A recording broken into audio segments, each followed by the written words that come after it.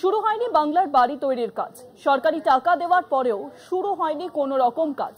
বাড়ি বাড়ির রিপোর্ট নেওয়ার নির্দেশ জেলা শাসকদের। প্রতি সপ্তাহে রিপোর্ট জমার নির্দেশ মুখ্য সচিবের। মুখ্য সচিব মনোজ পান তিনি স্পষ্টত জানিয়েছেন যে এবার কিন্তু রিপোর্ট জমা দিতে হবে, কারণ এখনো পর্যন্ত বাংলার বাড়ি তৈরির কাজ কিন্তু শুরুই হয়নি। সরকারি টাকা দেওয়া হয়েছে কিন্তু তারপরেও শুরু হলো না বাড়ি তৈরির কাজ, এবং বাড়ি বাড়ি এবার রিপোর্ট নেওয়ার নির্দেশ দেওয়া হয়েছে জেলা শাসকদের।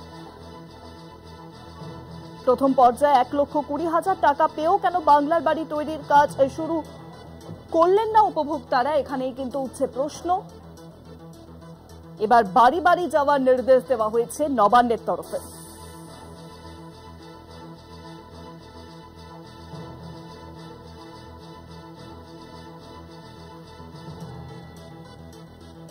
ইতিমধ্যেই মুখ্য সচিব মনোজ পান তিনি কিন্তু জেলা শাসকদের এই নির্দেশ দিয়েছেন যাতে বাড়ি বাড়ি গিয়ে রিপোর্ট নেওয়া হয়। কেন বাংলার বাড়ির কাজ এখনো পর্যন্ত শুরু হলো না, কারণ আমরা জানি যে ইতিমধ্যেই কিন্তু প্রথম কিস্তির টাকা দেওয়া হয়েছে কিন্তু তারপরেও শুরু হলো না কাজ।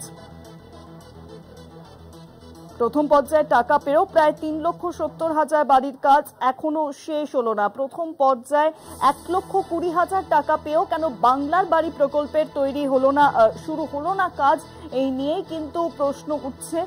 উপভোক্তারা কেন কাজ শুরু করলো না, এবার তাদের বাড়িতে বাড়িতে গিয়ে সেই খোঁজ নিতে হবে, এমনটাই নির্দেশ দেওয়া হয়েছে নবান্নের তরফে জেলা শাসকদের। নবান্নের তরফে জানানো হয়েছে যে যারা টাকা পেয়েও বাড়ি তৈরির কাজ শুরু করেননি তাদের প্রত্যেকের বাড়িতে যাওয়ার জন্য নির্দেশ দেওয়া হয়েছে। জেলা শাসকদের নির্দেশ দিয়েছেন মুখ্য সচিব মনোজ পান। 4 জেলার পারফরমেন্সে রীতিমতো অসন্তুষ্ট নবান্ন।